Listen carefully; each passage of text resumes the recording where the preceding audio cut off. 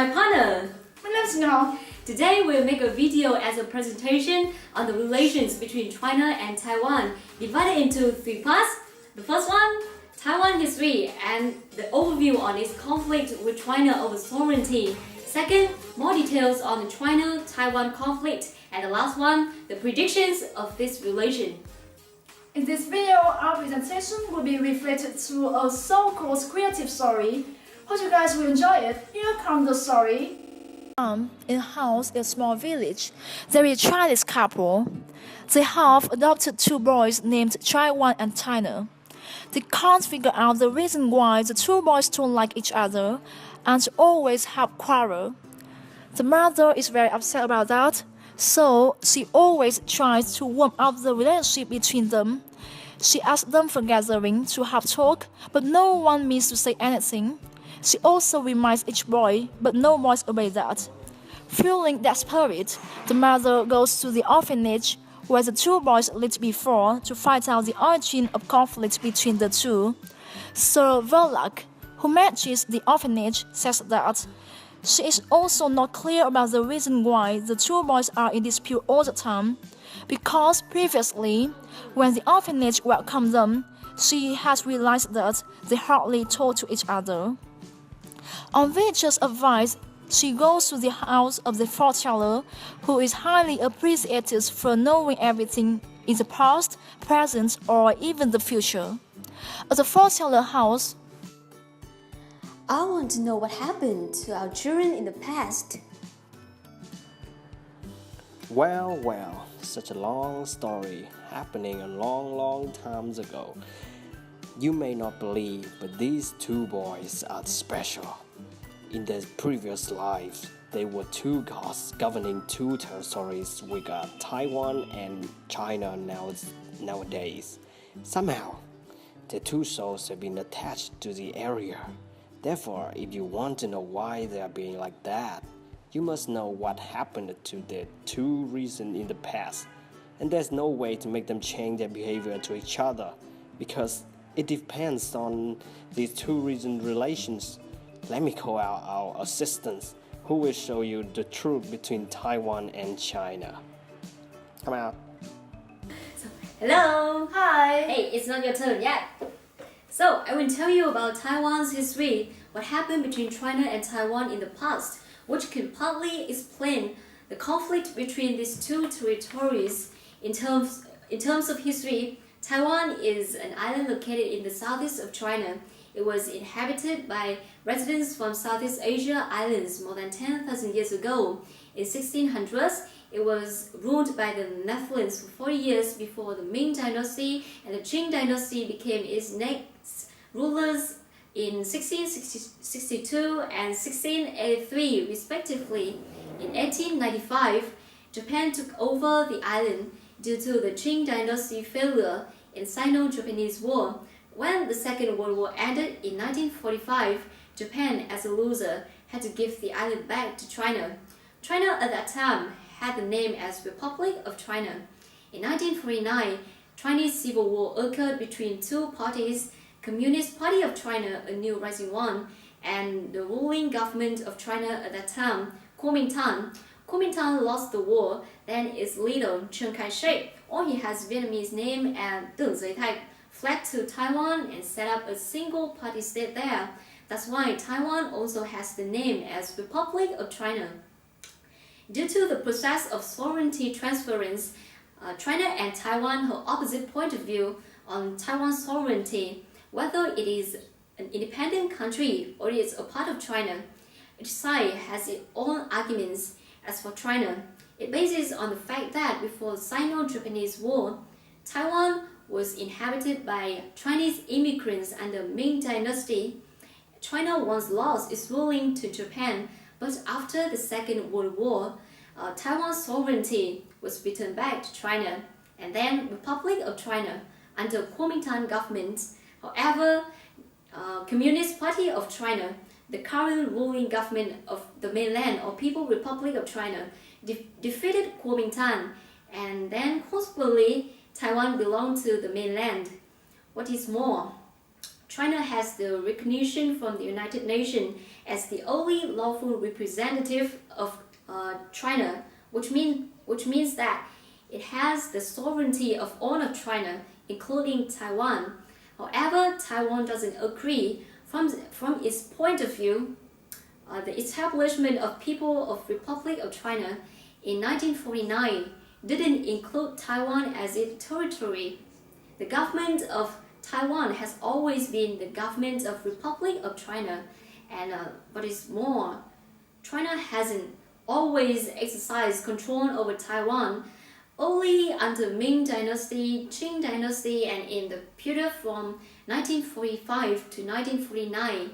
And in addition to that, Taiwan meets all the requirements to be defined as an independent country, which have a permanent population of more than 20 million people, a defined territory, a government, and the capacity to enter into international relations with full-fledged foreign ministry. And due to the disagreement on Taiwan's sovereignty, the relations between China and Taiwan is worsening. So I have tell you about Taiwan's history, the overview on the conflict between China and Taiwan. And now I would like to give the stage to my partner. She tells you more about the conflict between these two territories.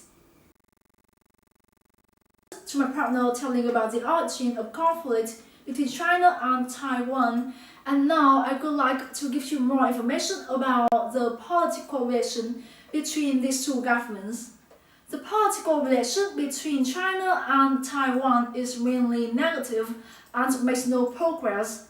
The two sides have different points of view. From the mainland's government viewpoint, Taiwan is a province of the People's Republic of China. In Chinese constitution, it states that Taiwan is a part of China, and all Chinese people have the duty to reunify the two. On the other hand, Taiwan believes that it is an independent nation. Taiwanese constitution prohibits the changing in country's border without legislative support and public referendum. So that's why previously, China attempted to reach to Taiwan with three links to normalize relations. The three links were transportation, commerce, and communication. In response, Taiwan implemented that three no's foreign policy with the mainland China, which were no contact, no compromise, and no negotiation. In 1992, the two sides came to the consensus, announcing that there was only one China. But interestingly, each believed themselves to be it. Both the People's Republic of China and Republic of China claimed to be the government of China. And then the agreement One China, Two System was born. One China, Two System means that Taiwan will become one of China's autonomous regions like Hong Kong or Macau. However, later on, Taiwanese politicians rejected this consensus. In 1999, Taiwanese president said that two sides should engage in the dialogues on state-to-state basis. This statement can be interpreted to mean that China and Taiwan would become two independent countries. Obviously, China was against it immediately, and the statement also makes the dialogues between these two governments discontinued since then. 1 year later, representatives from China said that the two sides could talk if the question who represents China could be answered. Meanwhile, Taiwanese president said that he also wanted to compromise, but he never agreed with the principle One China, Two Systems. Tension escalated in 2005 when China passed a law to authorize non-peaceful means to prevent Taiwan from seeking independence and to unify Taiwan back into the mainland China. Currently, two sides still keep status quo. In the latest statement from Taiwanese President Tsai Ing-wen, she said that she wanted to have talk with China on any issues as soon as possible, but he always insists on a democratic Taiwan regardless of economic pressure from China. So, how is the future? Is it possible that the two will go to reconciliation? So, when two sides do not reach reconciliation, there are two possibilities in the future. The first case is remaining status quo. Taiwan still retains its current political status as an independent nation, although very few nations in the world recognize it as a separate country. The second case is also the worst one, is military conflict. Now I would like to compare the military forces between these two governments. Taiwan's military forces ranks about 15th worldwide. Meanwhile, China has the third most powerful military in the world.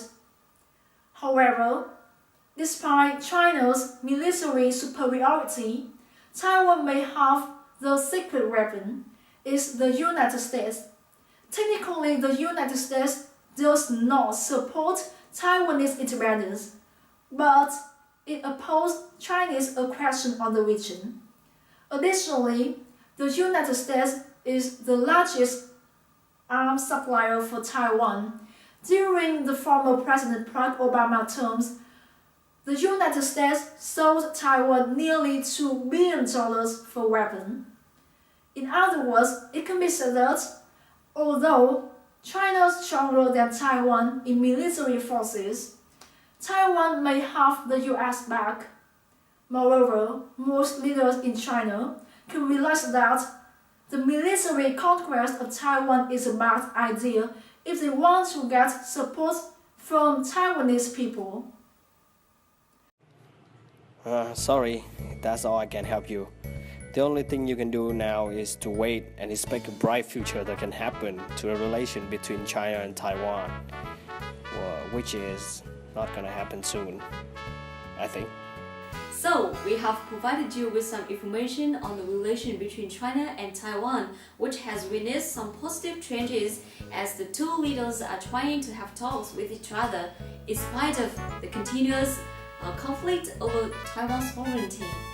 Hope you guys will enjoy this video. Thank you for watching.